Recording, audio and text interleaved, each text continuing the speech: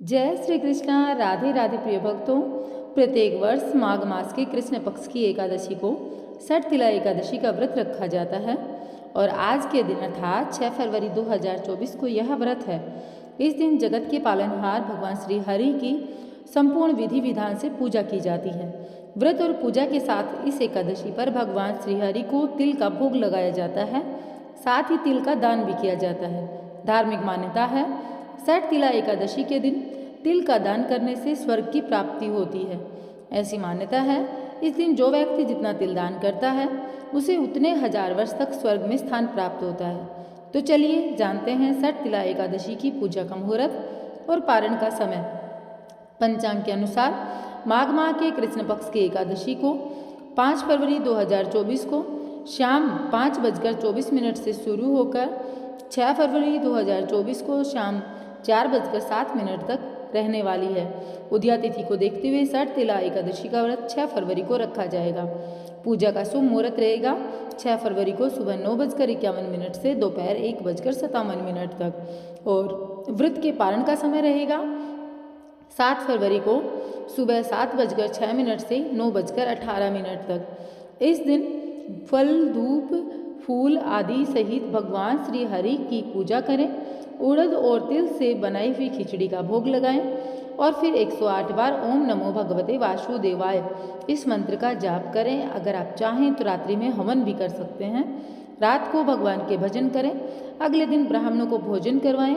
तिल एवं पानी के घड़े का दान करें। इसके बाद स्वयं तिल युक्त भोजन अवश्य करें।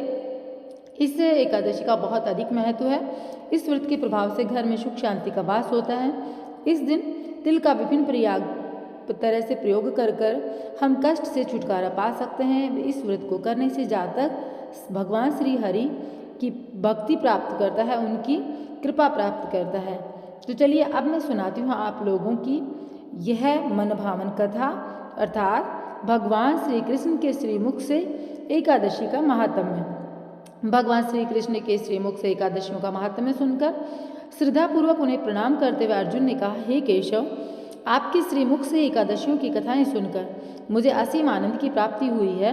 हे मधुसूदन, कृपा करके अन्य एकादशियों का महात्म्य सुनाने की भी अनुकंपा करें। हे अर्जुन, अब मैं माघ मास के कृष्ण पक्ष की सठ तिला एकादशी व्रत की कथा सुनाता हूँ।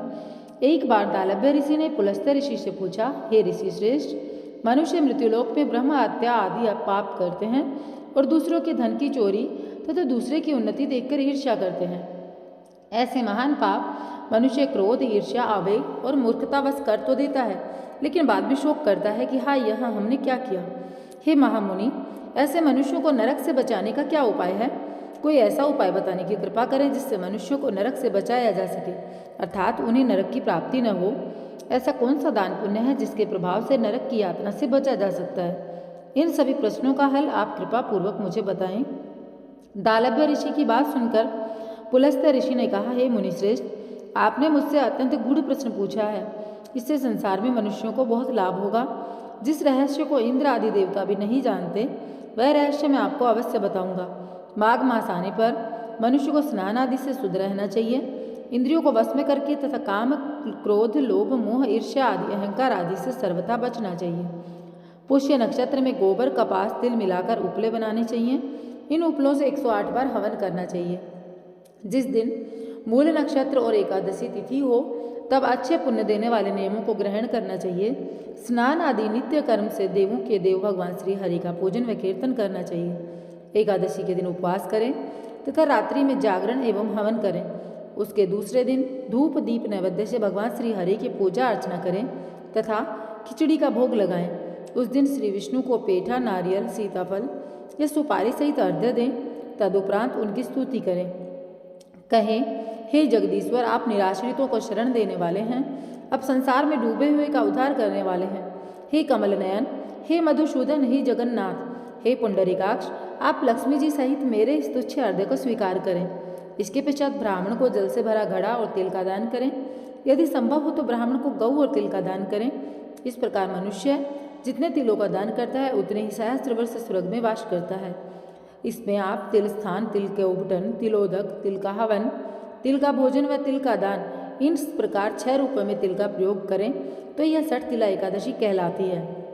इससे अनेक प्रकार के पाप नष्ट होते हैं। इतना कहकर पुलस्त्य ऋषि ने कहा, अब मैं एकादशी की कथा सुनाता हूँ।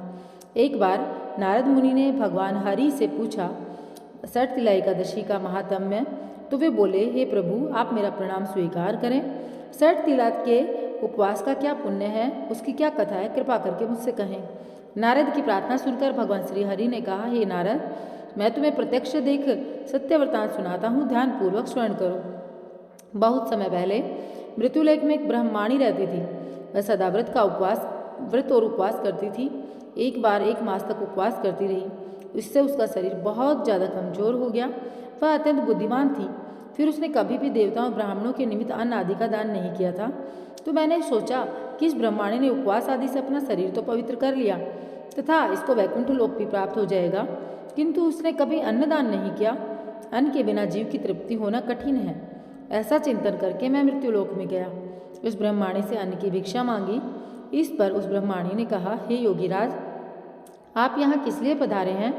मैंने कहा, मुझे भिक्षा चाहिए। इस पर उसने मुझे एक मिट्टी का पिंड दे दिया। उस पिंड को लेकर मैं स्वर्ग लौट आया। कुछ समय पश्चात वह ब्रह्माणी शरीर त्याग कर स्वर्ग आई। मिट्टी के पिंड के प्रभाव से उसे उस जगह एक आम वृक्ष सहित घर मिला, किंतु उसने उस घर को अन्य वस्तुओं से खाली पाया। वह घबराई हुई मेरे पास आई, बोली, हे प्रभु, मैंने अनेक व्रत आदि से आपका पूजन किया है, किंतु फिर भी मेरा घर वस्तुओं से रिक्त है, इसका क्या कारण है? मैंने कहा, तुम अपने घर जाओ और जब देव स्त्रियाँ तुम्हें देखने आए तब तुम उनसे सठ तिला एकादशी व्रत का महात्म्य और उनका विधान पूछना। जब तक वह न बताएं तब तक द्वार नहीं खोलना। प्रभु के ऐसे वचन सुनकर वह अपने घर गई और जब देव स्त्री आई तो द्वार खोलने के लिए कहने लगी। तब उस ब्रह्माणी ने कहा, यदि आप मुझे देखने आई हैं तो पहले मुझे सठ तिला एकादशी का महात्म्य सुनाएं। तब उनमें से एक देव स्त्री ने कहा, यदि तुम्हारी यही इच्छा है तो ध्यानपूर्वक स्मरण करो। मैं तुमसे एकादशी व्रत कथा का महात्म्य और कथा सुनाती हूँ। जब उस देव स्त्री ने सठ तिला एकादशी का महात्म्य सुना दिया तब उस ब्रह्माणी ने द्वार खोल दिया। देव स्त्रियों ने ब्रह्माणी को सब स्त्रियों से अलग पाया। उस ब्रह्माणी ने भी देव स्त्रियों के कहने अनुसार सठ तिला एकादशी का उपवास किया और उसके प्रभाव से उसका घर धन धान्य से भर गया। अतः हे पार्थ, मनुष्यों को अज्ञान को त्याग कर सठ तिला एकादशी व्रत का उपवास करना चाहिए। इस एकादशी व्रत के करने वाले के जन्म जन्मांतर की निरोगता प्राप्त हो वह करता है और इस उपवास से मनुष्य के सभी पाप नष्ट हो जाते हैं। इस उपवास के करने से जहाँ हमें शारीरिक पवित्रता निरोगता प्राप्त होती है, वहीं अन्न तिल आदि दान देने से धन धान्य में बढ़ोतरी होती है। इससे यह भी सिद्ध होता है कि मनुष्य जो जैसा जैसा दान करता है, शरीर त्यागने के बाद उसे फल भी वैसा ही प्राप्त होता है। अतः धार्मिक कृत्यों के साथ साथ हमें दान आदि अवश्य करने चाहिए। शास्त्रों में वर्णित है, बिना दान के कोई भी धार्मिक कार्य संपन्न नहीं होता है। तो प्रिय भक्तों, यहाँ पर हमने महान एकादशी सठ तिला एकादशी का कथा जो है और उसका महात्म्य जो है उसका रसपान किया। अगर आप लोगों को वीडियो थोड़ा सा भी पसंद आया हो तो वीडियो को लाइक कीजिएगा, चैनल को सब्सक्राइब कीजिएगा। कमेंट बॉक्स में लिखिएगा, ओम नमो भगवते वासुदेवाय नमः। भगवान श्री हरि आपकी सभी कामनाएं पूर्ण करें और आपका जीवन सदैव सुखमय रहे। इसी कामना के साथ में इस वीडियो का समापन करना चाहूँगी। मिलूंगी एक नई वीडियो के साथ में। जय श्री कृष्ण, राधे राधे।